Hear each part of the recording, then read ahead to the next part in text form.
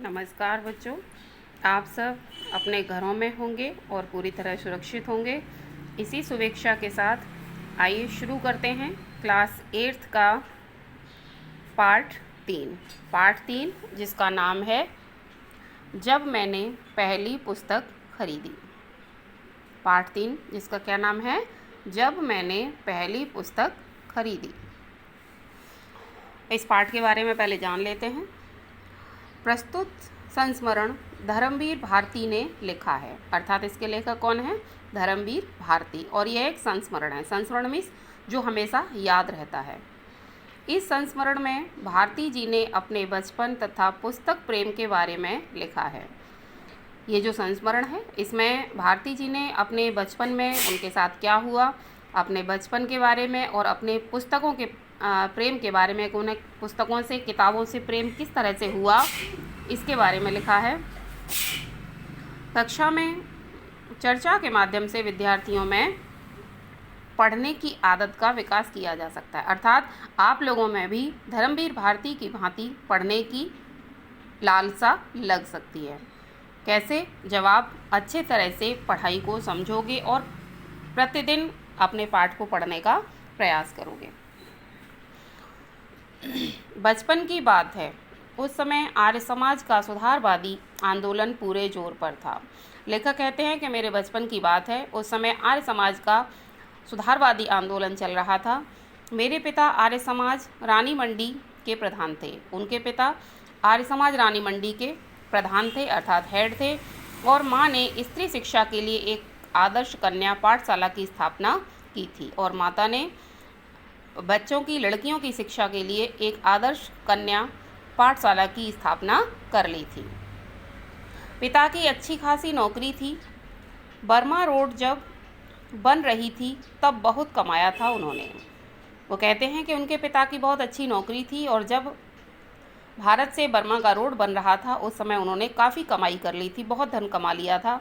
लेकिन मेरे जन्म के पहले ही गांधी जी के आह्वान पर, आह्वान मीन्स पुकारना, आह्वान पर उन्होंने सरकारी नौकरी छोड़ दी थी। वो कहते हैं कि लेकिन उनका जन्म हुआ था उससे पहले ही उन्होंने गांधी जी के आह्वान पर, गांधी जी के बुलाने पर, गांधी जी की आवाज़ पर अपनी नौकरी छोड़ दी थी।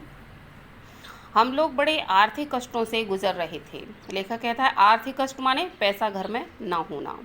वो कहते हैं कि हम बड़ी गरीबी में हमारा समय निकल रहा था, फिर भी घर में नियमित पत्र पत्रिकाएं आती थी, लेकिन उसके बाद भी घर में न्यूज़पेपर और साप्ताहिक पत्रिकाएं आया करती थीं। आर्य मित्र, और उन पुस्तकों के क्या नाम थे जो पत्रिकाएं आती थी? आर्य मित्र, साप्ताहिक, वेदोदय, सरस्वती, गृहिणी और 2 बाल पत्रिकाएं खास मेरे लिए। लेखक कहते हैं कि ये पत्रिकाएं तो आती थीं, आर्य मित्र, साप्ताहिक, वेदोदय, सरस्वती और गृहिणी, लेकिन इसके अलावा वो घर में छोटे थे, इसलिए उनके लिए भी 2 बाल पत्रिकाएं अलग से आया करती थीं, जिनके नाम थे बाल सखा और चमचम। जिनके नाम थे बाल सखा और चमचम। उनमें होती थी परियों, राजकुमारियों, दानवों और सुंदर राजकन्याओं की कहानियाँ और रेखा चित्र। और उन कहानियों में सुंदर चित्र बने होते थे और राजाओं की, परियों की, राजकुमारों की, राक्षसों की, राजकन्याओं की इत्यादि कहानियाँ हुआ करती थीं। मुझे पढ़ने की चाह लग गई और उन कहानियों के चित्रों को देखते देखते ही लेखक कहते हैं कि मुझे पढ़ने की लालसा लग गई। हर समय पढ़ता रहता था। लेखक कहते हैं मैं हर समय पढ़ता रहता था। खाना खाते समय थाली के पास पत्रिकाएं रखकर पढ़ता था। अपने दोनों पत्रिकाओं के अलावा भी सरस्वती और आर्यमित्र पढ़ने की कोशिश करता था। लेखक कहते हैं कि मैं अपनी 2 पत्रिकाएं जो मेरे लिए आती थीं उनको तो पढ़ता ही था, उनके साथ साथ सरस्वती और आर्यमित्र पत्रिकाओं को भी पढ़ने का प्रयास करता था। घर में अन्य पुस्तकें भी थीं। घर में उनके में और भी पुस्तकें थीं जिनमें उपनिषद और उनके हिंदी अनुवाद, जिनमें उपनिषद थे और कुछ हिंदी अनुवाद भी हुआ करते थे। जिनमें सत्यार्थ प्रकाश का खंडन मंडन वाला अध्याय पूरी तरह समझ में नहीं आता था। लेखक कहते हैं जो पुस्तक थी सत्यार्थ प्रकाश, उसका एक अध्याय था जिसका नाम था खंडन मंडन।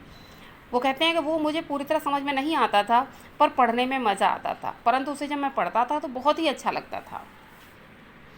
मेरी प्रिय पुस्तक थी स्वामी दयानंद की एक जीवनी। उनकी एक प्रिय पुस्तक थी जिसका नाम था स्वामी दयानंद की जीवनी, रोचक शैली में लिखी हुई, अनेक चित्रों से सुसज्जित, जो बड़ी ही रोचक यानी अच्छी लगने वाली शैली में लिखी हुई थी और चित्र उसमें भरपूर थे। वे तत्कालीन पाखंडों के विरुद्ध अदम्य साहस दिखाने वाले अद्भुत व्यक्ति थे। ये यहाँ किसके बारे में कहा जा रहा है? दयानंद सरस्वती के बारे में। तत्कालीन माने तुरंत ही। वो कहते हैं उस समय जो वर्तमान में पाखंड चल रहे थे उनके विरुद्ध उन्होंने बहुत अदम्य माने बहुत बड़ा साहस दिखाना। वो इस तरह से साहस दिखाने वाली पत्रिकाएं थीं जिसे कभी भी दबाया नहीं जा सकता। अदम्य माने जिनको दबाया ना जा सके, ऐसी साहस दिखाने वाले वो व्यक्ति थे। कौन? स्वामी दयानंद। स्वामी दयानंद कैसे व्यक्ति थे? जो पाखंडों के विरुद्ध अपनी पत्रिकाएं लिखते रहते थे और उन पत्रिकाओं को या उनके लेख को दबाया नहीं जा सकता था। कितनी ही रोमांचक घटनाएं थीं, बहुत सी रोमांचक घटनाएं उनके साथ हुआ करती थी, उनके जीवन की जो मुझे प्रभावित करती थी। उन्होंने अपने जीवन की वो बहुत सारी रोमांचक घटनाएं उसमें लिखी थी जो लेखक को प्रभावित करती रहती थी। चूहे को भगवान का मीठा खाते देख मान लेना कि प्रतिमाएं भगवान नहीं होती।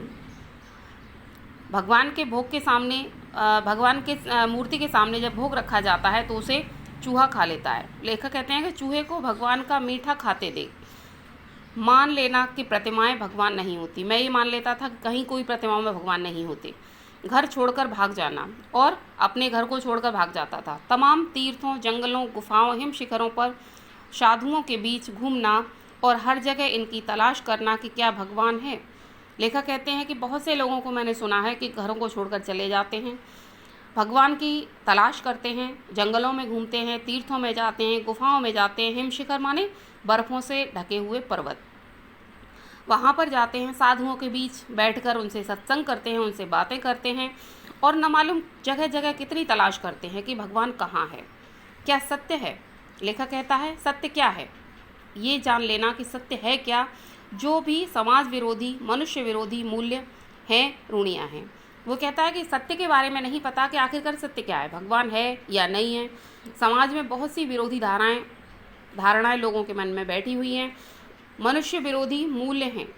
मनुष्य प्राचीन परंपराओं को सबसे अधिक तवज्जो देते हैं, सबसे अधिक वरीयता देते हैं और उन्हीं के पीछे लगे रहते हैं। रूढ़ियाँ मीन्स पुरानी परंपराएं, प्रचलित परंपराएं।